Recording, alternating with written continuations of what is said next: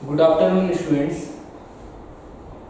कल हमने पढ़ा था ऑप्टिक्स में रे ऑप्टिक्स, और हमने सीखा था कि रिफ्लेक्शन कैसे होता है, लॉ ऑफ रिफ्लेक्शन क्या होता है, मतलब एंगल ऑफ इंसिडेंस और एंगल ऑफ रिफ्लेक्शन कैसे इक्वल होते हैं, हमने कल देखा था। और आज हम देखने वाले हैं कि कैसे प्लेन मिरर, जो हम कल लास्ट में पढ़ रहे थे प्लेन मिरर के बारे में, प्लेन मिरर के टॉपिक को आगे बढ़ाते हुए आज हम पढ़ेंगे कि कैसे दो प्लेन मिरर के बीच में अगर किसी ऑब्जेक्ट को रख दिया जाए तो उसका इमेज फॉर्मेशन कैसे होता है। तो देखते हैं, हम देखने वाले हैं topic image formation between two plane mirror.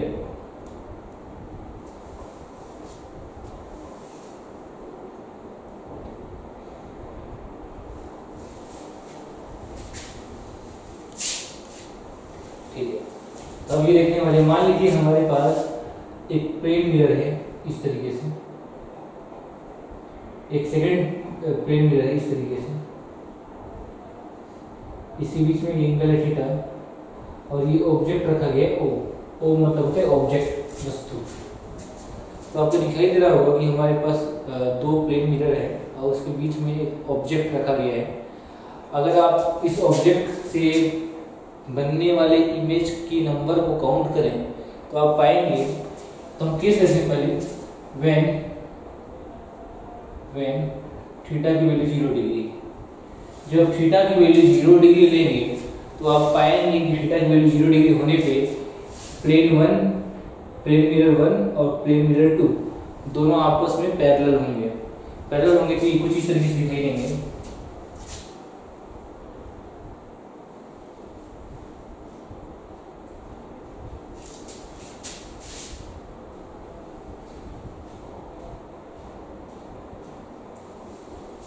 और बीच में कहीं पे एक ऑब्जेक्ट रखा गया है, ऑब्जेक्ट। मान लीजिए ऑब्जेक्ट का डिस्टेंस इससे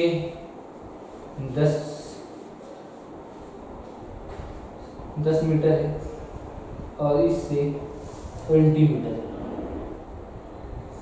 मतलब इन दोनों ही प्लेन मिरर के बीच में आपको जो डिस्टेंस मिलेगा वो मिलेगा आपको 30 मीटर के बराबर। तो हमारे पास एक इंफॉर्मेशन इतना है कि ये एक प्लेन मिरर 1 है, ये प्लेन मिरर 2 है, M1 M2, और यहाँ भी लिखते हैं ये M1 है आपका, ये M2 है। तो जब दो प्लेन मिरर कुछ इस तरीके से रखे जाएं और उनके बीच में एक ऑब्जेक्ट रखा जाए तो बनने वाला इमेज कैसे फॉर्म होगा, उसके लिए हमने लॉ ऑफ रिफ्लेक्शन यूज करना होगा, जो कल हम लोगों ने पढ़ा था। हम लोगों ने पढ़ा था कि जो रे होती हैं, जो रे इंसिडेंट होती हैं, उनके कट पॉइंट को आप बोलते हैं ऑब्जेक्ट, और जो रिफ्लेक्टेड रे होती हैं उनके कट पॉइंट को आप बोलते हैं इमेज।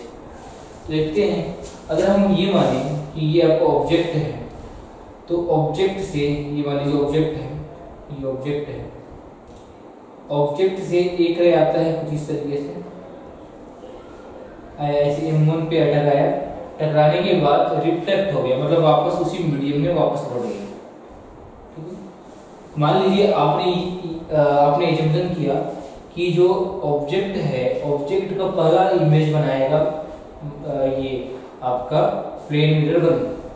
आप ये मानते हैं कि ऑब्जेक्ट का जो पहला इमेज बनेगा वो मिरर 1 बनाएगा। तो हम ये देखेंगे कि यहाँ ऑब्जेक्ट से आने वाली एक रे कुछ इस तरीके से आएंगी और रिफ्लेक्ट हो जाएंगी। एक रे आएगी कुछ ये ऐसे और इस तरीके से रिफ्लेक्ट हो जाएगा, इस तरीके से।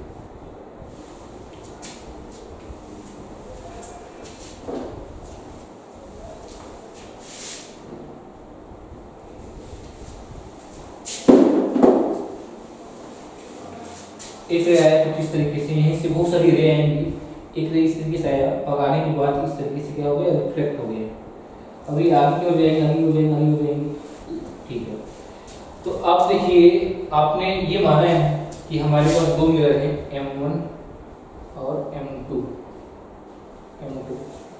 ठीक है। तो आप अगर देखें तो M1 आपने ये माना है कि पहला इमेज कौन बना रहा है, M1 पहला इमेज बना रहा है M1।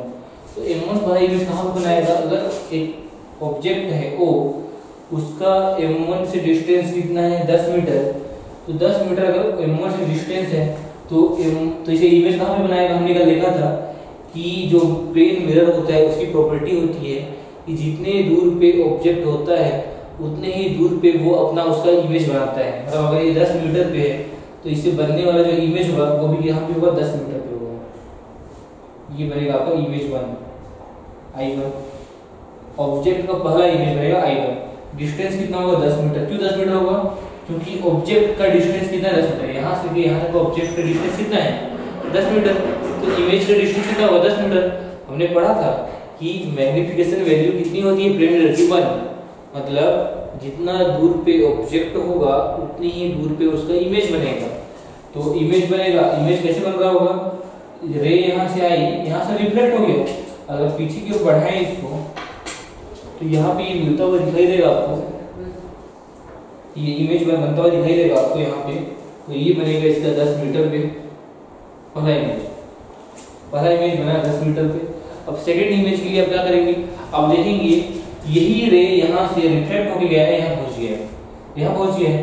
तो जैसे यहाँ से टकराएगा, टकराने के बाद फिर इसका रिफ्लेक्शन हो जाएगा और रिफ्लेक्शन होने के बाद ये फिर से ऐसे मुड़ जाएगा। ऐसे जब ये ऐसे मुड़ेगा तो आप पाएंगे कि यहाँ से लेके इस प्लेन मिरर पे जो रे आ रही है, ये रे आ रही है, ये कहाँ से आ रहा है, ये रे आ रहा है, आप ज्यूम करेंगे कि यहाँ से आ रहा है इमेज।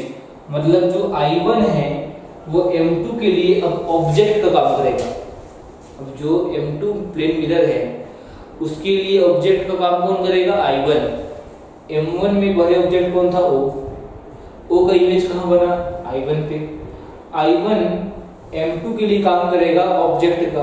क्यों काम करेगा ऑब्जेक्ट का, क्योंकि जो रे M2 पे सीधे इंसिडेंट आ रही हैं वो कहाँ से आ रही हैं, I1 से आती हुई दिखाई दे रही है। I1 से आती हुई दिखाई दे रही है, इसका मतलब जो I1 है वो प्लेन मिरर M2 के लिए ऑब्जेक्ट का काम करेगा। और ऑब्जेक्ट काम करेगा तो I1 का इस प्लेन मिरर से डिस्टेंस कितना होगा, 30 + 10 मतलब 40। तो ये जो 10 मीटर है इसका इमेज कहाँ पे बनाएगा, ये बनाएगा 40 मीटर पे। और ये कौन सा इमेज होगा, 10 मीटर पे जो डिस्टेंस होगा, जो M1 ने इमेज बनाया, पहला इमेज बनाया I1, मतलब पहला इमेज।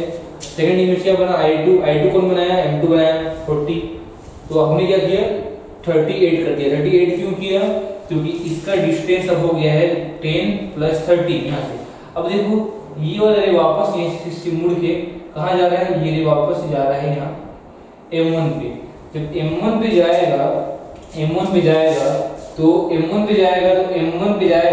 तो M1 के लिए ऑब्जेक्ट का काम कौन करेगा, M1 के लिए ऑब्जेक्ट काम करेगा। ये पीछे वाला रे बढ़ाएंगे आप तो ये मिलेगा आपको जो I2 मिलेगा, ये I2 40 ये काम करेगा M1 के लिए सेकंड ऑब्जेक्ट का काम। देखो M1 पे कौन सी रे इंसिडेंट हो रही है, ये वाली रे। अब के टाइम पे ये वाली रे इंसिडेंट हो रही है। तो ये वाली रे कहाँ से आ रही है, ये आपको आती हुई दिखाई देंगी I2 से। I2 मतलब I1 का डिस्टेंस कितना बन रहा है, 30 + 10 40। तो प्लेन मिरर की प्रॉपर्टी होती है कि जितने दूर पे ऑब्जेक्ट होता है उतने ही दूर पे उसका इमेज बनता है। मतलब M2 से I1 का डिस्टेंस है 40, तो इसका डिस्टेंस भी होगा 40। तो अब 40 है, जो 40 मीटर कहाँ से, M2 से। तो जो M1 से डिस्टेंस कितना होगा I2 का, 40 + 30 70। मतलब जो I2 है अब के टाइम पे, नेक्स्ट टाइम पे M1 के लिए वो ऑब्जेक्ट का काम करेगा। और ऑब्जेक्ट का काम करेगा तो ऑब्जेक्ट का डिस्टेंस कितना होगा, 70। अगर ऑब्जेक्ट का डिस्टेंस 70 है तो इमेज कहाँ पे बनेगा, 70 मीटर डिस्टेंस पीछे की ओर बनेगा। मतलब यहाँ से ये फिर से यहाँ से रे रिफ्लेक्ट हो जाएंगी और इमेज कहाँ बनेगा, जस्ट पीछे की ओर बनेगा। ये पीछे की ओर बनेगा, इमेज कहाँ पे बनेगा, थर्ड इमेज बनेगा आपका 40 + 30 70 पे। तो इस तरीके से इमेज बनते जाएगा क्योंकि रिफ्लेक्शन एक बार यहाँ से होगा, M1 से एक बार रिफ्लेक्शन होगा, एक बार रिफ्लेक्शन M2 से होगा, फिर रिफ्लेक्शन M1 से होगा, फिर M2 से होगा, फिर M1 से होगा। तो ये प्रोसेस चलता रहेगा और आपको रिफ्लेक्शन दिखता रहेगा, हमेशा दिखता रहेगा। आपको नंबर ऑफ इमेज दिखते जाएंगे, मतलब जैसे आप नंबर ऑफ इमेज बढ़ाते जाए तो आपको डिस्टेंस की वैल्यू भी बढ़ती जाएगी और नंबर ऑफ इमेज भी आपको बढ़ता मिलेगा। अगर हमने क्या एज्यूम किया है कि पहला इमेज कौन बनाया, पहला इमेज बनाया M1। अगर आप पहला इमेज ये मानते हैं कि M2 बनाएगा पहला इमेज, तो M2 को जब पहला इमेज बनाएगा तो M2 देखते हैं कैसे बनाएगा। देखिए ऑब्जेक्ट का डिस्टेंस कितना है यहाँ से 20, तो जैसे यहाँ से रे ऐसे आएंगी, आने पर क्या होगी, रिफ्लेक्ट होगी। तो ऑब्जेक्ट का डिस्टेंस कितना है यहाँ से 20, तो कहाँ पे बनेगा इसका इमेज बनेगा 20 मीटर, यहाँ पे I1 ये बनेगा 20 मीटर। तो अगर M2 बनाएगा पहला इमेज तो इसका बनेगा 20 मीटर पे। अब देखो ये जो रे रिफ्लेक्ट हो रही है ये आगे की हो जाएंगी, यहाँ आएंगी, और जब यहाँ पे आएंगी तो अब इमेज कौन बनाएगा, अब इमेज बनाएगा M1। और M1 अगर इमेज बनाएगा तो जो आने वाली रे है ये कहाँ से आती दिखाई देगी, यहाँ से I1 से। तो I1 का डिस्टेंस कितना है, ये डिस्टेंस आपका 20, ये डिस्टेंस 30, 20 प्लस 30 कितना होगा, 20 प्लस 30 आंसर होगा 50 मीटर। तो 50 मीटर पे ये बनेगा और यहाँ फिर से रिफ्लेक्ट हो जाएगा 50 मीटर पे, ये नहीं इधर पीछे की ओर बनेगा। तो इस तरीके से ये इमेज बनता जाएगा 50 पे, फिर उसके बाद 50 वाला फिर से बनेगा आपका 80 पे, ये बनेगा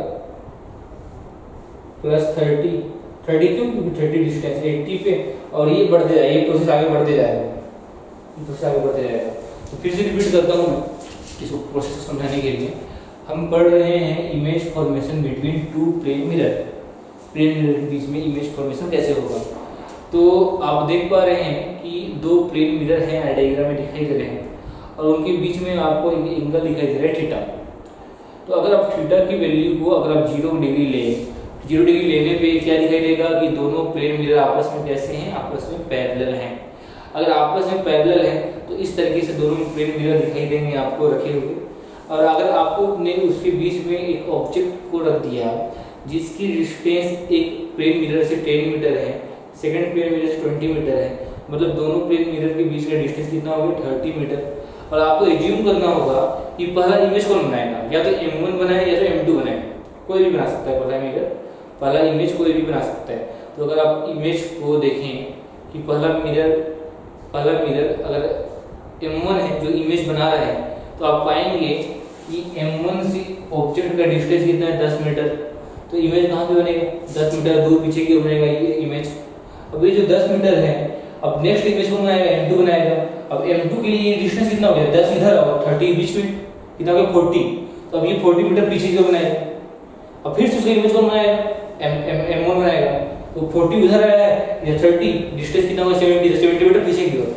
मतलब ये हो गया पहला इमेज बनाया M1 10 मीटर, सेकंड इमेज बनाया M2 40 मीटर पे, फिर 40 इमेज बनाया, थर्ड इमेज बनाएगा M1 थर्ड इमेज 70 पे। सिमिलरली M2 को अगर आप ये माने कि M2 पहला इमेज बना रहा है, तो M2 पहला इमेज कहाँ पे बनाएगा, M2 पहला इमेज बनाएगा आपका 20 मीटर पे। और M2 अगर पहला इमेज 20 मीटर पे बनाता है तो दूसरा इमेज कहाँ पे बनाएगा 50 मीटर पे। क्यों, क्योंकि जब दूसरा इमेज बनाएगा तो रे रिफ्लेक्ट हो चुकी है, रिफ्लेक्ट होने के बाद वो अगले मिरर पे पहुंच चुकी है। अगले मिरर पे जैसे ही पहुंचेगा वो, तो मिरर भी उसका इमेज बनाएगा। वही इमेज अगर वो मिरर उसका इमेज बनाएगा तो उसके पीछे डिस्टेंस कितना है 20 मीटर पहले से है, 30 मीटर और ऐड हो जाएगा तो 50 मीटर पीछे की ओर बनाएगा इमेज। फिर उसके बाद नेक्स्ट इमेज को बनाएगा M2, 50 पीछे की ओर बन रहा है, 30 और डिस्टेंस ऐड हो जाएगा तो बन जाएगा 80 मीटर पीछे की ओर इमेज बनाएगा। तो इस तरीके से आप पाएंगे कि जो इमेज है वो बनते जाएंगे। और अगर नंबर ऑफ इमेज यहाँ पे काउंट करें तो आपको इन्फिनिटी के बराबर मिलेगी। नंबर ऑफ इमेज कितनी मिलेगी आपको, इन्फिनिटी के बराबर मिलेंगी। तो हम लिख सकते हैं when theta equal to 0 then number of image equal to infinity. तो नंबर ऑफ इमेज कितने बनेंगे, अनंत, इन्फिनिटी। ये लिखिए। इसके बाद एक हम फार्मूला लिखेंगे। इस फार्मूले के थ्रू हम आसानी से नंबर ऑफ इमेजेस निकाल सकते हैं। तो ये तो कॉन्सेप्ट हुआ।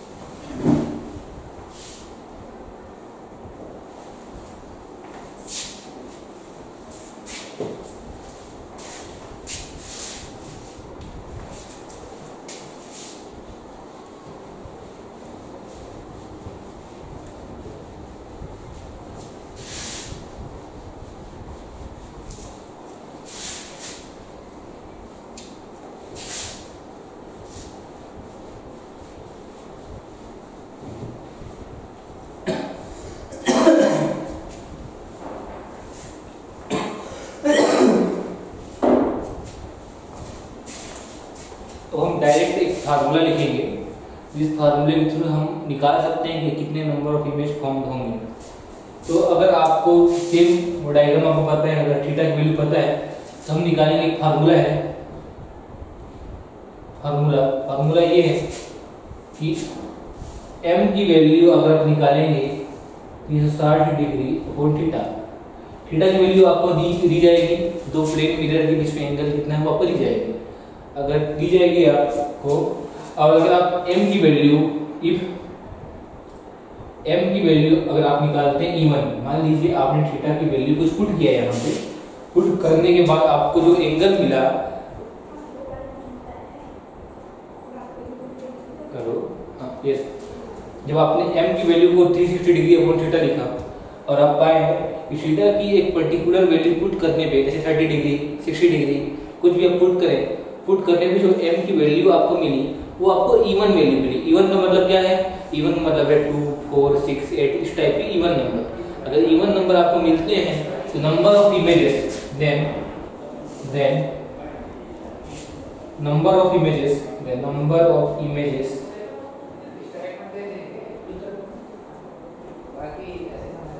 n बोलेंगे, n इसकी वैल्यू होगी m-1।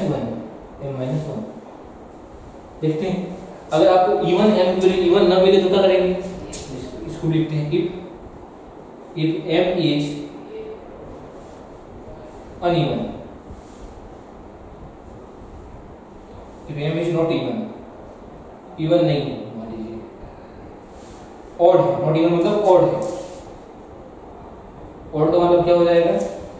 जैसे कि 1, 3, 5 इसको ऑड नंबर बोलेंगे, ठीक है। अगर m की वैल्यू इवन नहीं है, ऑड है, तो वहां पे n की वैल्यू कितना आएगा? n मतलब नंबर ऑफ इमेजेस कितना आएगा? सेम आएगा। ये सेम तब आएगा n की वैल्यू m-1 सेम आएगा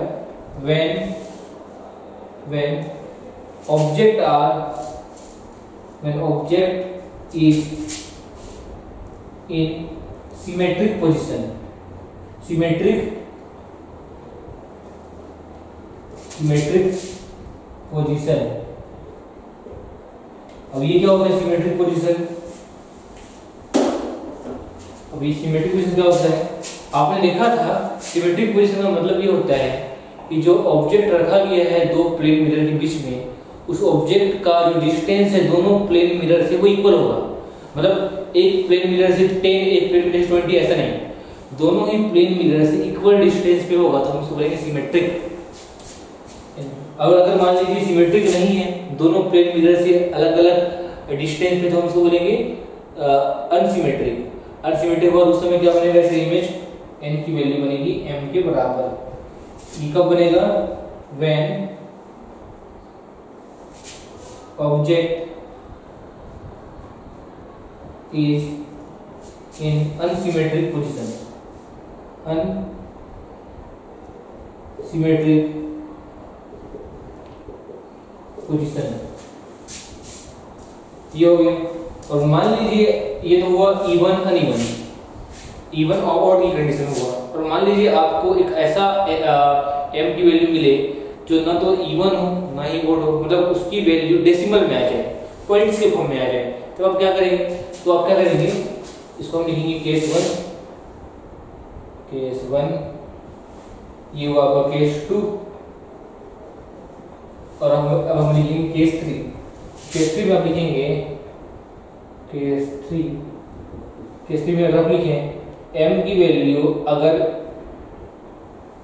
डेसिमल की फॉर्म में आ जाए, मतलब पॉइंट की फॉर्म में आ जाए, इन डेसिमल फॉर्म,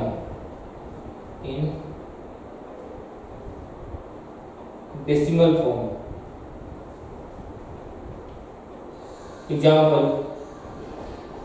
12.32, 10.5 ऐसा कुछ आ जाए नंबर फॉर्म में, पॉइंट्स के फॉर्म में। तो कितना बने? तो नंबर ऑफ इमेज कितना बनेगा? नंबर ऑफ इमेज उस समय n की वैल्यू कितनी होगी? n की वैल्यू होगी greatest integer value of m। Greatest integer value of m, greatest integer value, ये लिखा है कैपिटल ब्रैकेट, ये बड़ा ब्रैकेट है, इसका मतलब होता है ग्रेटेस्ट इंटीजर वैल्यू। इसको बोल देता हूँ, इसको बोलेंगे ग्रेटेस्ट इंटीजर। समझिए क्या होता है greatest integer value? Integer value of m। तो इतना लिख लीजिए, उसके बाद हम बारी बारी समझने की कोशिश करते हैं कि सबका एक एग्जाम्पल लेते हैं छोटा सा, और इस टॉपिक को समझने की कोशिश करते हैं कि कैसे इस फार्मूले का यूज होगा।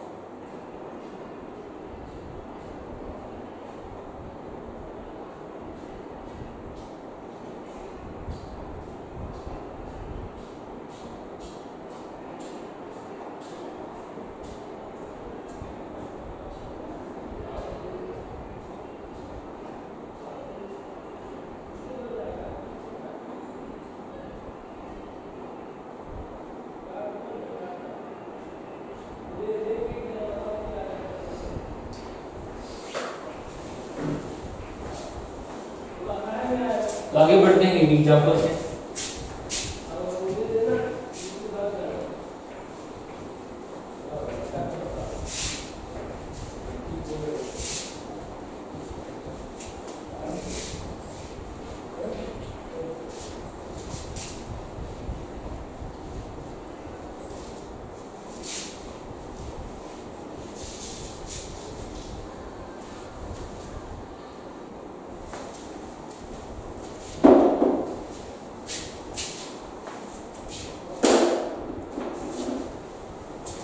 मान लीजिए एग्जाम्पल लेते हैं कि दो प्लेन मिरर है और दोनों ही प्लेन मिरर के बीच में एंगल है 30 डिग्री। मान लीजिए ये एक प्लेन मिरर है और ये भी एक प्लेन मिरर है, इसके बीच में ऑब्जेक्ट रखा गया है 30 डिग्री पे, 30 डिग्री पे कहीं और ये ऑब्जेक्ट रखा गया ऑब्जेक्ट।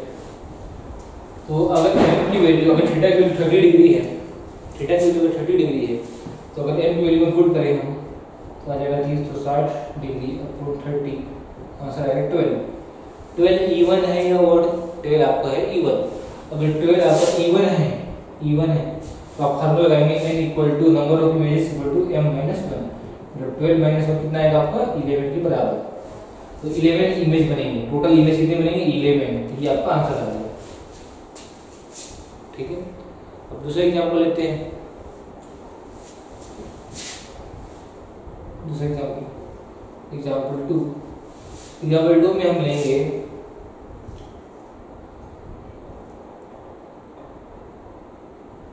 मान लीजिए आपने एग्जाम्पल कुछ लिया आपने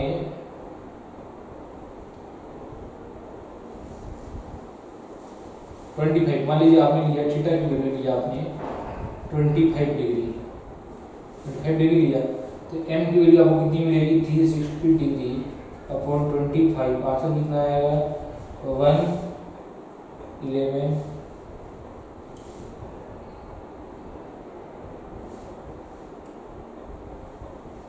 14.4 आएगा। अभी डेसिमल के फॉर्म में आ गया, ये केस 3 में आ गया। तो केस 3 में आ गया तो हमने लिखा था कि n की वैल्यू कैसे मिलेगी, n की वैल्यू मिलेगी आपको greatest integer value of m, मतलब m की वैल्यू मिलेगी आपको 14.4। तो अगर आपने ये सिंबल लगाया ग्रेटेस्ट इंटीजर वैल्यू में 14.4, तो 14.4 से अगर आप छोटी वैल्यू देखें जो सबसे बड़ी इंटीजर वैल्यू हो, तो 14.4 से छोटी कौन है वैल्यू 14, और उससे छोटी कौन 13 जो इंटीजर है। सबसे बड़ी इंटीजर कौन है 14, 14.4 से छोटी सबसे बड़ी इंटीजर कौन है 14.4 से छोटी, ध्यान से सुनेंगे, इसका मतलब है ग्रेटेस्ट इंटीजर वैल्यू। जो नंबर आपको दिया गया है क्या वो इंटीजर है, नहीं, वो डेसिमल की फॉर्म में। अगर वो डेसिमल की फॉर्म में है तो आपको ये देखना है कि उस नंबर से छोटी सबसे बड़ी इंटीजर वैल्यू कौन है। तो इस नंबर से छोटी वैल्यू है 14 सबसे बड़ी इंटीजर वैल्यू है इस नंबर के लिए, हम इसको वैल्यू देंगे 14 के बराबर है। तो यहाँ पे नंबर की वैल्यू कितनी बनेगी 14 के बराबर है। नोट करिए साहब। तो इसके बाद हम अगले टॉपिक को मूव करते हैं। हमने प्लेन मिरर के बारे में सीखा कि प्लेन मिरर किस तरीके से वर्क करता है। अब हम पढ़ने वाले हैं स्फेरिकल मिरर के बारे में। स्फेरिकल मिरर के बारे में पढ़ने वाले हैं। स्फेरिकल मिरर क्या होता है आपके पास, स्फेरिकल मिरर आपके पास दो टाइप के होते हैं। पहला कॉनकेव मिरर जिसको आप बोलते हैं हिंदी में अवतल दर्पण।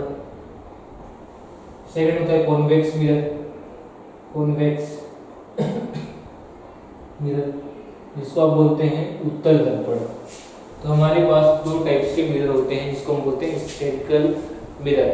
स्फेरिकल मिरर क्यों बोलते हैं, क्योंकि अगर आप एक स्फीयर बनाएं मतलब स्फीयर मतलब ये मान लीजिए एक आपने सर्कल बनाया है स्फीयर, ये मान लीजिए आपने एक स्फीयर बनाया, मान लीजिए स्फीयर है, स्फीयर के दोनों ही साइड में अगर आप पेंट कर दें तो इसका एक साइड क्या हो गया कोटेड हो गया, एक साइड कोटेड हो गया, तो आपको एक पार्ट जो मिलेगा वो होगा कॉन्वेक्स, एक पार्ट मिलेगा आपको कॉनकेव। तो ये अगर सेंटर है इसको बोलेंगे सेंटर ऑफ कर्वेचर, इसको बोलते हैं centre of curvature, centre of curvature, Hindi में बोलेंगे वक्रता केंद्र, इसको बोलेंगे आर, इसको बोलेंगे रेडियस ऑफ कर्वेचर।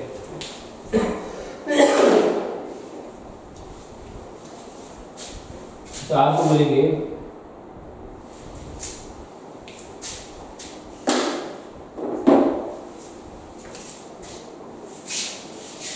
बोलेंगे रेडियस ऑफ कर्वेचर, तो इस तरीके से स्फेरिकल मिरर के केस में हमारे पास दो टाइप्स के मिरर होते हैं, कॉन्वेक्स और कॉनकेव। और अगर दोनों ही मिरर के बारे में अगर हम देखें तो दोनों ही मिरर स्फेरिकल मिरर के पार्ट होते हैं। और स्फेरिकल मिरर में अगर हम देखें तो सेंटर आपको दिखाई दे रहा होगा, सेंटर को बोलेंगे सेंटर ऑफ कर्वेचर, और जो उस स्फीयर का या उस सर्कल का रेडियस होगा उसको हम बोलेंगे रेडियस ऑफ कर्वेचर। ठीक है, तो आगे बढ़ते हैं।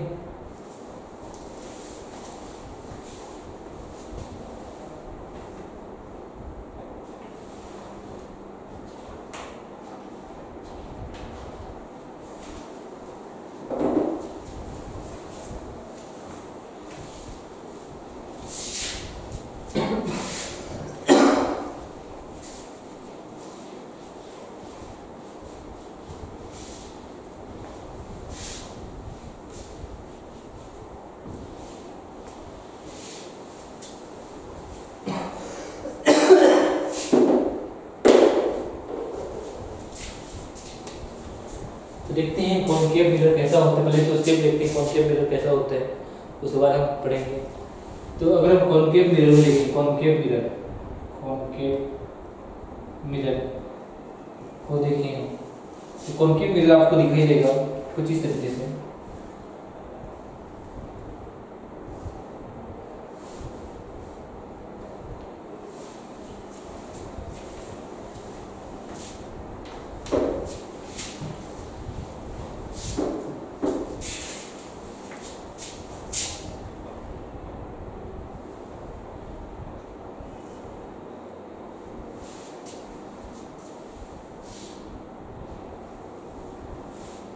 इसको बोलेंगे मेन एक्सिस, इसको बोलेंगे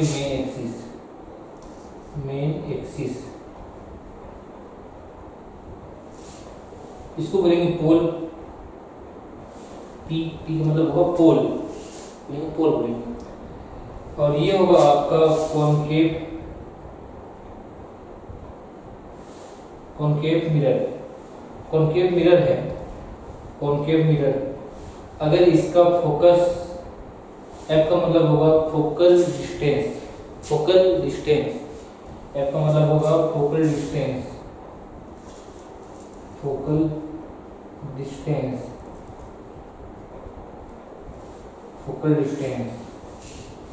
है ना।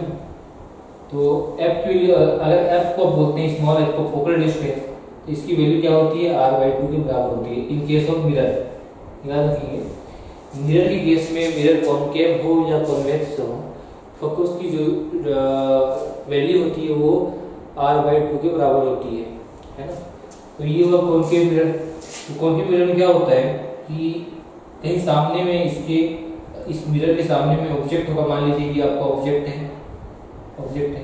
तो ऑब्जेक्ट से आने वाली रे, एक रे ऐसे आएंगी और रिफ्लेक्ट होकर वापस लौट जाएंगी, ठीक है। एक रे आपकी कुछ जाएंगी इस तरीके से जाएंगी और लौट के कुछ इस तरीके से आएंगी, ठीक है। तो जहां पे मिरर मिल रहा होगा वहां पे इमेज बनेंगे। हमने देखा था कि जो रिफ्लेक्टेड रे जहां मिलती हैं उसके कट पॉइंट को ही हम इमेज बोलते हैं। तो ये था ऑल अबाउट कॉनकेव मिरर कि कैसा दिखता है, ऑब्जेक्ट कहाँ पे होगा, इमेज कहाँ पे बनेगा। तो यहाँ पे आप देख सकते हैं कि जो ऑब्जेक्ट है वो भी रियल है क्योंकि सामने रखा गया ऑब्जेक्ट, और जो उसको बनने वाला इमेज है वो भी मिरर के सामने बन रहा है। मतलब आपको जो इमेज है, दोनों ऑब्जेक्ट और इमेज दोनों ही आपको रियल मिल रहे हैं, मतलब सेम नेचर के मिल रहे हैं। और प्लेन मिरर में क्या था, अपोजिट नेचर की। अगर ऑब्जेक्ट रियल था तो वहां पे इमेज वर्चुअल था, वहां पे अपोजिट नेचर का था। यहाँ पे क्या सेम नेचर है, ये रियल तो वो भी रियल।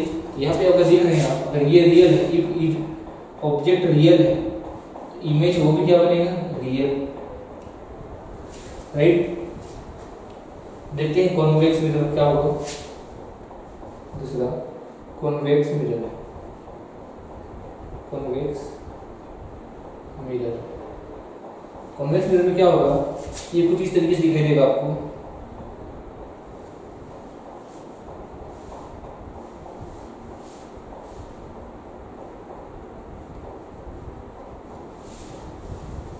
ये होगा कॉन्वेक्स मिरर। सेम इसका भी फोकल डिस्टेंस f है, ये r/2 के बराबर होगा, ठीक है। r/2 के बराबर होगा फोकल डिस्टेंस। और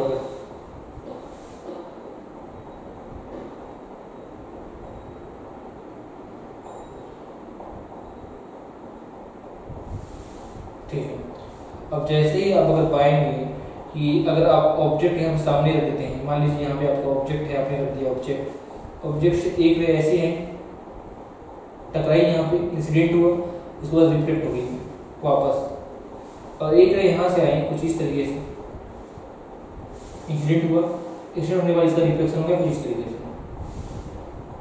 तो देखिए यहाँ पे ये वाली रे रिफ्लेक्ट हुई और चली गई इधर। अब इधर जाती जाएगी तो ये दूर जाती जाएंगी, यहाँ जाएंगे ये भी दूर जाती जाएंगी। तो जो इमेज है जिसको हम बोलते हैं रिफ्लेक्टेड रे का कट पॉइंट, क्या ये कभी मिलेंगी? ये वाला रे जो रिफ्लेक्टेड रे है, ये वाला रे जो रिफ्लेक्टेड रे, ये आगे जाके कहीं मिलेंगी क्या? कहीं नहीं मिलेंगी।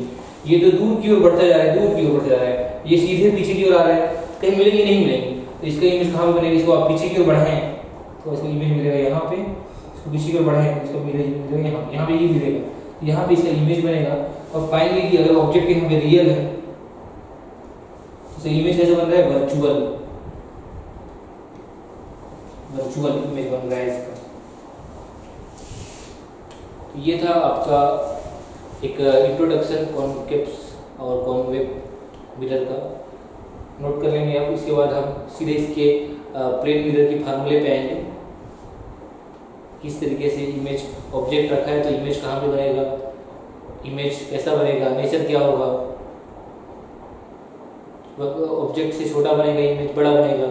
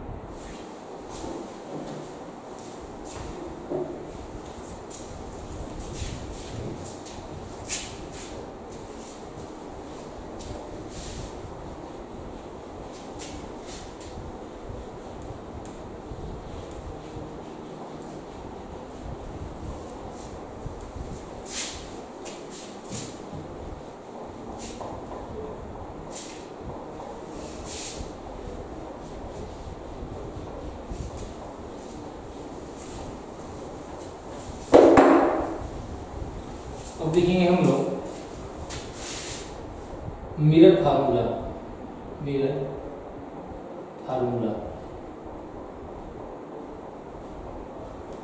फार्मूला क्या होता है, आपने पढ़ा भी होगा, 1/f इक्वल टू होता है 1/u प्लस 1/v।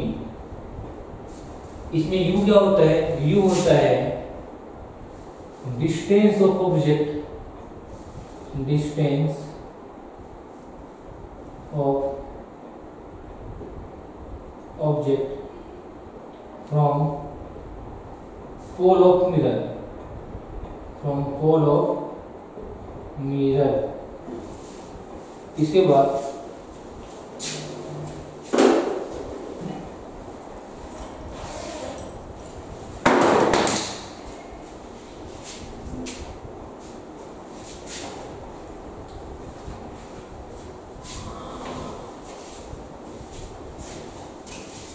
इसको आप पाएंगे v क्या होता है आपका, distance of image from pole of mirror. f आपको पता है क्या होता है, फोकल डिस्टेंस। एक और फॉर्मूला लिखते हैं, इसको होते हैं मिरर फार्मूला। एक होता है मैग्निफिकेशन फार्मूला, मैग्निफिकेशन हमने लिखा भी है इसको, मैग्निफिकेशन फॉर्मूला। ये क्या होता है, इसको m से रिप्रेजेंट करते हैं। इसकी वैल्यू क्या होती है, इसकी वैल्यू होती है -v/u इक्वल टू h2/h1 के बराबर, जहां पे h2 है साइज और height of image. Same h1 क्या होगा, यहाँ पे h1 होगा साइज ऑफ ऑब्जेक्ट। अब इस फार्मूले को यूज कैसे करना है अब वो सीख लेते हैं, इसके बाद कुछ क्वेश्चन देखते हैं इस पे।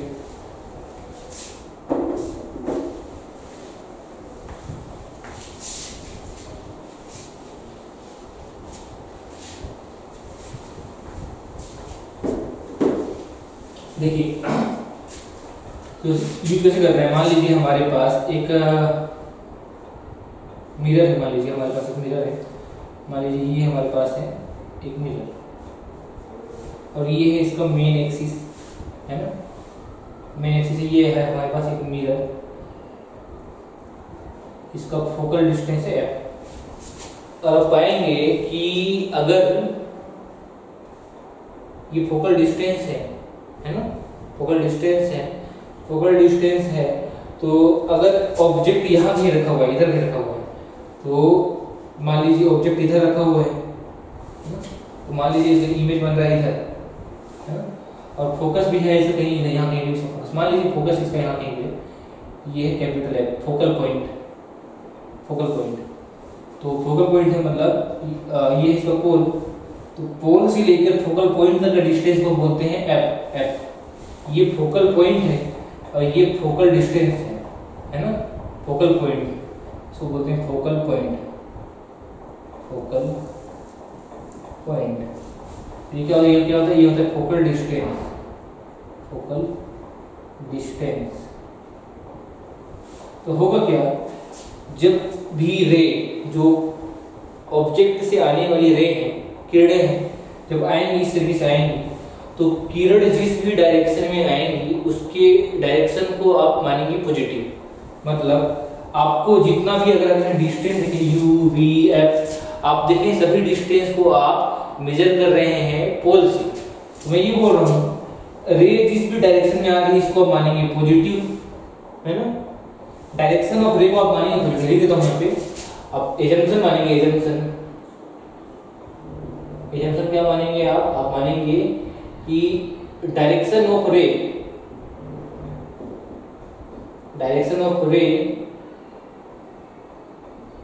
इंसिडेंट ऑन मिरर को अगर आप पॉजिटिव लेते हैं तो इसके अपोजिट डायरेक्शन को आप क्या लेंगे, नेगेटिव। मतलब ये देखिए ये ऑब्जेक्ट है, यहाँ से रे आ रही है, तो इस डायरेक्शन को आप मानेंगे पॉजिटिव, हमने लिखा है पॉजिटिव, तो इसके अपोजिट डायरेक्शन को आप क्या मानेंगे, नेगेटिव। इसका मतलब ये है कि अगर मैं ये बोलूं कि पोल से लेके ऑब्जेक्ट तक का डिस्टेंस कितना है, u के बराबर, डिस्टेंस है u के बराबर, लेकिन आप मेजर कहां से कर रहे हैं, पोल से। अगर पोल से मेजर कर रहे हैं ऑब्जेक्ट तक का डिस्टेंस u के बराबर है, कंफर्म है, लेकिन आपको मेजर कहां से करना है, पोल से। तो पोल से जो u है, एक्चुअल में आपको जो डिस्टेंस है वो मेजर कर रहे हैं पोल से, तो पोल से ऑब्जेक्ट तक का डिस्टेंस बोलेंगे PO, पोल से ऑब्जेक्ट तक का डिस्टेंस बोलेंगे PO। PO का जो डायरेक्शन है वो P से O की ओर है, मतलब जो रे इंसिडेंट हो रही है उसके अपोजिट डायरेक्शन है। रे का डायरेक्शन क्या है, O से P, और आप किधर जा रहे हैं, P से O जा रहे हैं, तो P से O जा रहे हैं मतलब आप अपोजिट डायरेक्शन में जा रहे हैं, मतलब इसकी वैल्यू मिलेगी आपको नेगेटिव, और ये डिस्टेंस कितना है, u के बराबर है, तो u को आप -2 लिखेंगे। सिमिलरली PI को अगर देखें, पहले आप P पोल से आप डिस्टेंस मेजर कर रहे हैं, पोल से इमेज तक का डिस्टेंस, पोल से इमेज तक का डिस्टेंस हम बोलते हैं V, लेकिन V का साइन क्या होगा, V का साइन देखिए, आप पोल से इमेज तक जब आप जाएंगे, PI मेजर करेंगे, तो आप पोल से जा रहे हैं, तो पोल से जाने मतलब आप इस डायरेक्शन में जा रहे हैं, मतलब आप रे के डायरेक्शन में जा रहे हैं। अगर रे के डायरेक्शन में जाएंगे आप, तो इसका मतलब ये है कि आपको साइन क्या लेना पड़ेगा, प्लस लेना पड़ेगा, समझ में आया। Similarly P focal point F, इसका डिस्टेंस क्या है, P से F तक का, फिर से आपको ऐसे जाना पड़ेगा, मतलब ये प्लस है तो ये डायरेक्शन भी प्लस होगा, ये डायरेक्शन भी प्लस होगा, और डायरेक्शन प्लस, इसकी वैल्यू कितनी, डिस्टेंस F के बराबर, ये वैल्यू क्या आएगा, प्लस।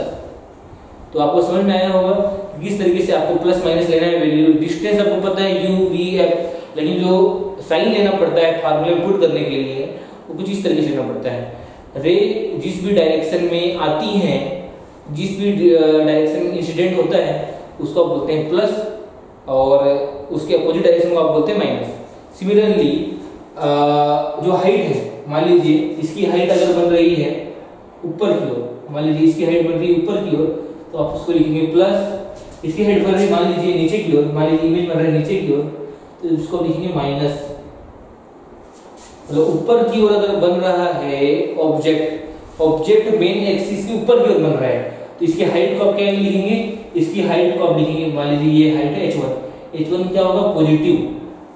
अगर यहाँ हाइट, इसकी हाइट है hi, तो hi मतलब h2, तो यहाँ दिख रहा हूँ मैं, यहाँ इसकी हाइट अगर h2 है तो h2 मेन एक्सिस के नीचे की ओर बन रहा है, मतलब इसकी वैल्यू क्या आएगी नेगेटिव, इसकी वैल्यू आएगी नेगेटिव।